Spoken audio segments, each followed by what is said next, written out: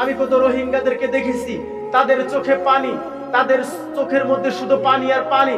তখন রোহিঙ্গাদেরকে যখন প্রশ্ন করা হলো, তখন রোহিঙ্গারা বলতেছে কি, হুজুর আমি আমার বোনের ইজ্জত রক্ষা করতে পারিনি, হুজুর আমি আমার মায়ের ইজ্জত রক্ষা করতে পারিনি, আমি আমার কন্যার ইজ্জত রক্ষা করতে পারিনি। আল্লাহর কসম করে আমি আপনাকে বলতেছি, আপনি শুনে রাখেন, কথাটা মাথার মধ্যে ঢুকিয়ে নেন। আল্লাহর কসম করে বলতেছি, এই দেশ যদি আক্রান্ত হয়ে যায়, আপনি আপনি জালেমের বিরুদ্ধে কথা বলতে পারবেন না। এই দেশ যদি আক্রান্ত হয়ে যায়, আপনি গোলাম হয়ে যাবেন, আপনি কোরআনের কথা বলতে পারবেন না।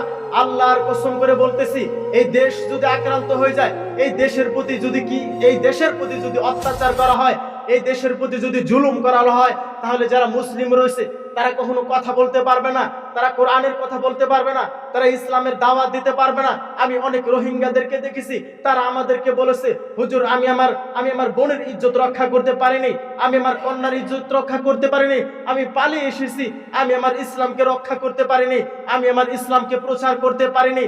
আল্লাহর কসম করে বলতেছি, সারা পৃথিবীর মুসলিমের যত দেশ রয়েছে, এই 57টা যে কান্ট্রি রয়েছে, এই কান্ট্রি যদি আক্রান্ত হয়ে যায়, তাহলে সারা পৃথিবীর যত বিশ্বব্যাপী মুসলিম রয়েছে, এই মুসলিমগুলো গোলাম হয়ে যাবে, এই মুসলিমগুলো জালেমের সাথে কথা বলতে পারবে না। অতএব যারা প্রকৃতপক্ষে মুসলিম রয়েছে, অতএব যারা প্রকৃতপক্ষে মুমিন ব্যক্তি, পরহেজগার, তাকওয়াশীল বান্দা রয়েছে, এরা কিয়ামত পর্যন্ত লড়াই চলে যাবে, আর তাদের জন্য আল্লাহ তাআলা ইসলামকে জয় করবে।